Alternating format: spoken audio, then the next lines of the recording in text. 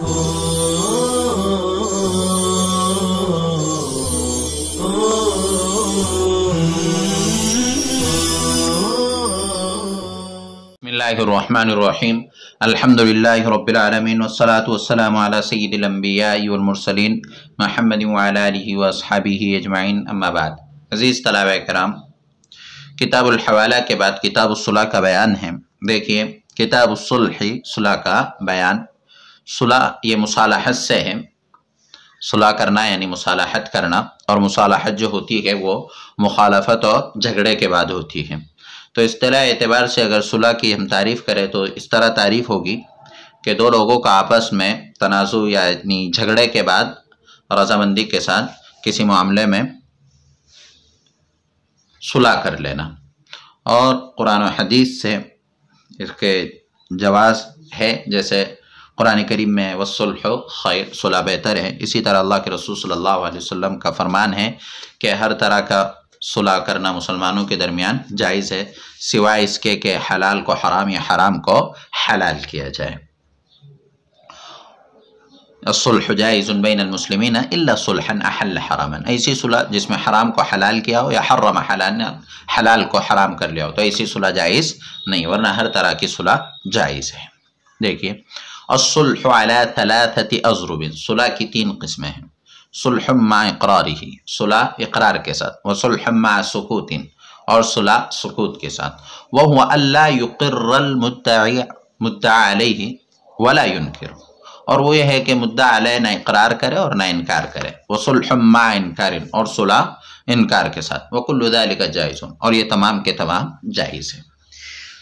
सुलह की तीन किस्में हैं, एक सुलह इक़रार के साथ है, एक सुलह सुकूत के साथ है, और एक सुलह इनकार के साथ है। पहले तीनों की तारीफ समझ लेते हैं, उसके बाद आगे सबक पढ़ेंगे।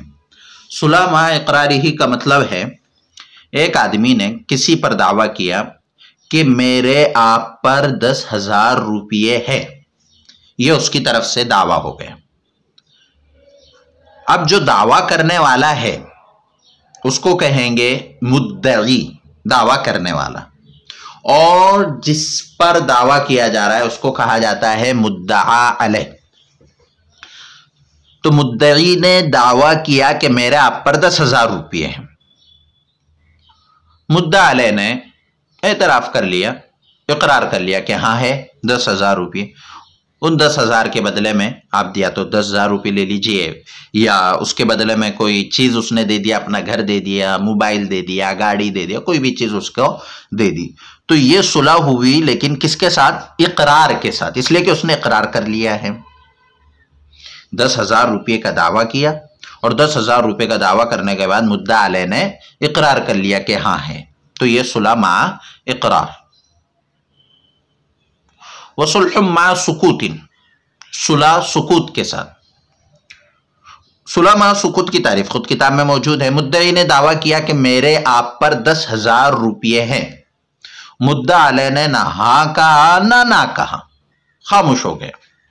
लेकिन उसने ये सोचकर कि कहाँ झगड़े में पड़ते हैं, सुलह कर लिया कि आपके मुझ पर 10,000 रुपये हैं, उसके बदले में उसने एतराफ़ नहीं किया, बस सुलह करने के लिए कहा कि ठीक है, ये आप मेरा मोबाइल रख लीजिए या मेरी गाड़ी रख लीजिए।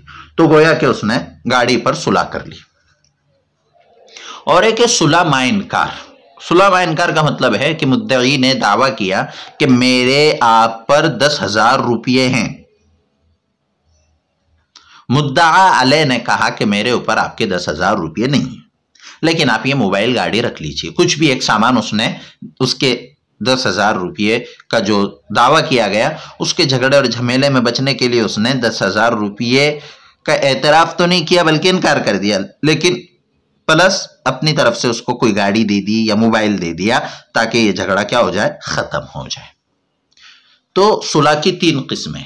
नंबर एक, सुलह इकरार के साथ एतराफ़ कर ले कि हाँ है 10,000 रुपये, उसके बदले में ये मोबाइल देता हूँ, गाड़ी देता हूँ, या जो भी सामान वो देना चाहे।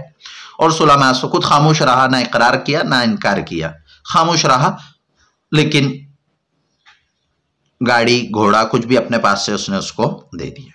और तीसरा सुलह मा इनकार, यानी इनकार कर दिया कि 10,000 रुपये नहीं है, लेकिन अपनी तरफ से उसने उसको गाड़ी वगैरह दे दी। تو کل ذالک جائز، یہ تمام کے تمام جائز ہے، اس لیے کہ آدمی کا اپنا مال ہے اور وہ صلح کرنا چاہ رہا ہے. ہر آدمی کو اپنے مال میں تصرف کرنے کا کلی اختیار ہوتا ہے، وہ صلح کرنے کے لیے اس کو کچھ دینا چاہ رہا ہے، تو ایسا کرنا درست ہے اور مسلمانوں کے درمیان صلح کرنا جائز ہے. وَكُلُّ ذَلِكَ جَائِزٌ، یہ تمام کے تمام جائز ہے، کیونکہ آیت میں وَالصُّلْحُ خَيْرٌ مطلق ہے، صلح کرنا بہتر ہے، اور اطلاق اگر مطلق ہے تو وہ اپنے اطلاق پر جاری رہے گا. فَإِنْ وَقَعَ الصُّلْحُ عَنْ إِقْرَارٍ اُعْتُبِرَ فِيهِ مَا يُعْتَبَرُ فِي الْبَيَاعَاتِ ان وقع عن مال بمال، پس اگر صلح واقع ہوئی اقرار کے ذریعے تو اس میں اعتبار کیا جائے گا جو بے میں اعتبار کیا جاتا ہے اگر مال مال کے بدلے ہو، اگر مال مال کے بدلے ہو.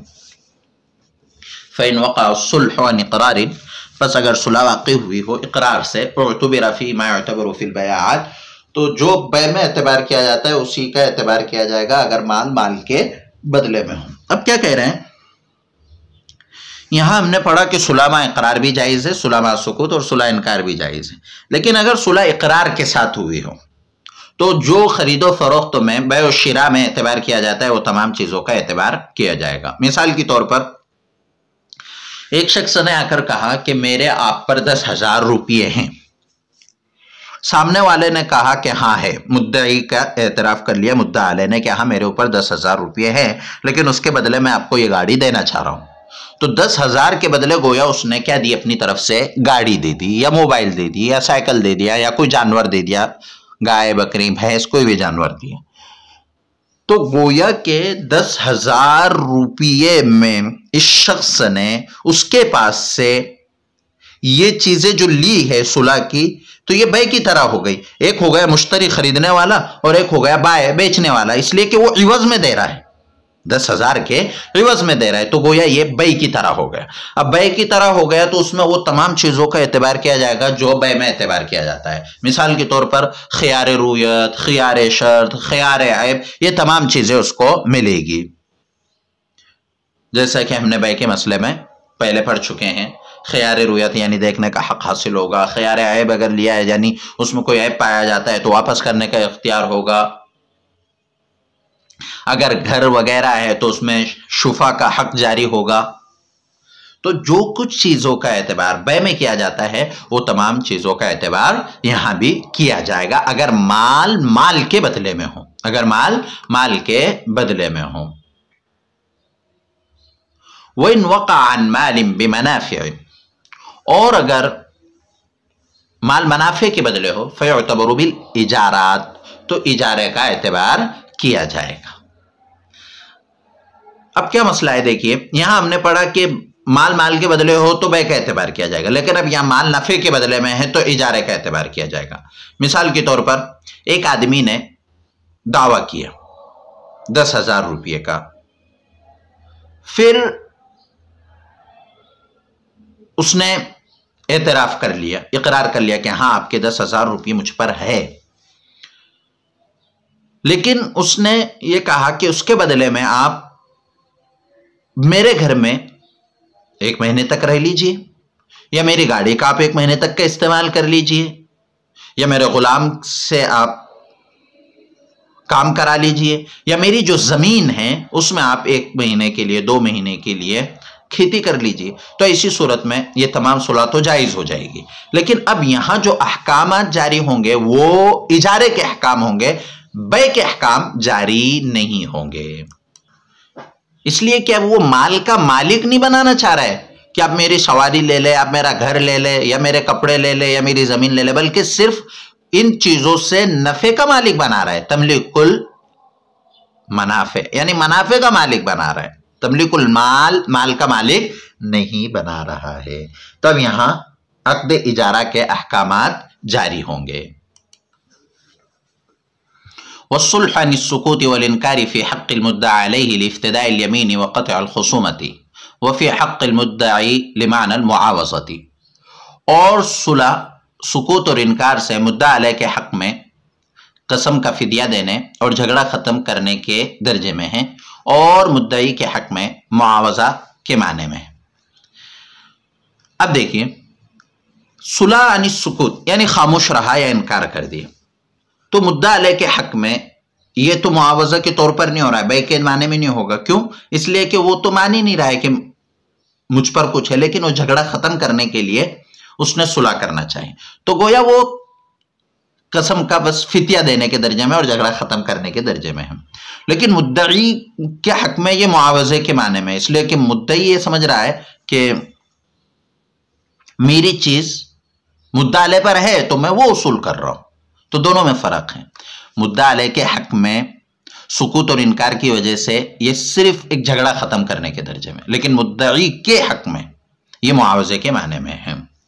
وَإِذَا صَالَحَ عَنْ دَارٍ لَمْ يَجِبْ فِيهَا الشُّفْعَةُ، جب گھر پر صلح ہو تو اس میں شفعہ واجب نہیں ہوگا.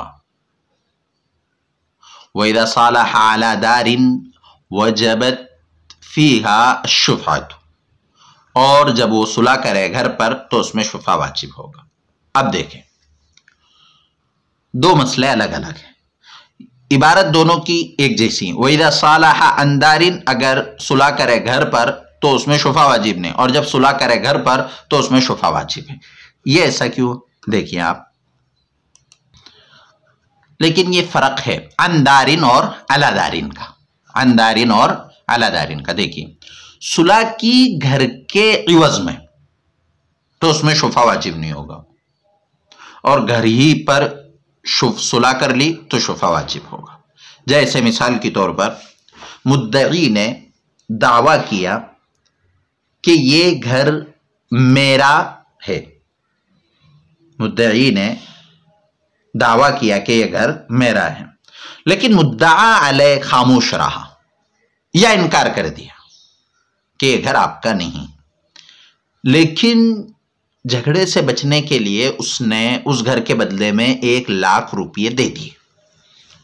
1,00,000 روپیے کیوں دیا؟ صرف جھگڑے سے بچنے کے لیے. تو اب یہ مال کے بدلے میں مال کے بدلے میں صلح تو ہو رہی ہے، 1,00,000 روپیے وہ دے رہا ہے، تو گویا یہ گھر وہ 1,00,000 میں خرید رہا ہے، ایسے ہی ہو گیا.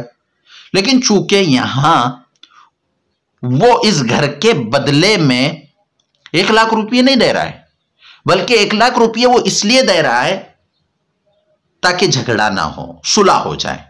اس لیے کہ اس نے تو انکار ہی کر دیا ہے کہ یہ گھر آپ کا نہیں ہے. تو گویا یہ خرید و فروخت نہیں ہو رہی ہے، بلکہ یہ جو 1,00,000 روپیے دے رہا ہے صرف صلح کے لیے. تو اب جب وہ گھر مدعا علیہ کا ہی ہے، کوئی خرید و فروخت اس میں نہیں ہو رہی ہے، تو شفعہ بھی اس میں واجب نہیں ہوگا. لیکن اگر مدعی نے دعویٰ کیا کہ میرے آپ پر 1,00,000 روپیے ہے، میرے آپ پر 1,00,000 روپیے ہے، یہاں اس نے دعویٰ کیا تھا گھر کا، اب یہاں دعویٰ کر رہا ہے 1,00,000 روپیے کا کہ میرے آپ پر 1,00,000 روپیے ہیں. مدعا علیہ نے سکوت اختیار کر لیا یا خاموشی اختیار کر لی، لیکن پھر کہا کہ ٹھیک ہے جو 1,00,000 روپیے ہے آپ کہہ رہے ہیں، تو صلح کرنے کے لیے اس نے اپنا گھر دے دیا کہ آپ میرے اس گھر میں رہ لیجئے، میرا گھر آپ یہ رکھ لیجئے، گھر کا اس نے مالک بنا دیا. تو اب اس میں شفعہ واجب ہوگا. کیوں؟ اس لیے کہ مدعا علیہ کے حق میں اگرچہ یہ قطع خصومت ہے، خصومت کو ختم کرنا ہے، جھگڑے کو ختم کرنا ہے، لیکن مدعی تو یہ سمجھ رہا ہے کہ میں یہ جو گھر لے رہا ہوں وہ 1,00,000 روپیے کے عوض میں لے رہا ہوں، اور جب 1,00,000 روپیے کے عوض لے رہا ہوں تو گویا کہ وہ خرید و فروخت ہو رہی ہے، اور جب خرید و فروخت ہوگی تو اس میں شفعہ بھی واجب ہوگا. اس لیے کہ شفعہ خرید و فروخت ہو تو اس میں شفعہ گھر میں واجب ہوتا ہے.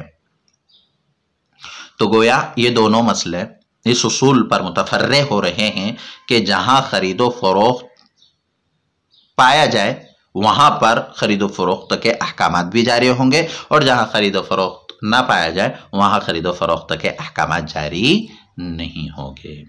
اکتفی هذا الکلام. والسلام علیکم ورحمۃ اللہ وبرکاتہ.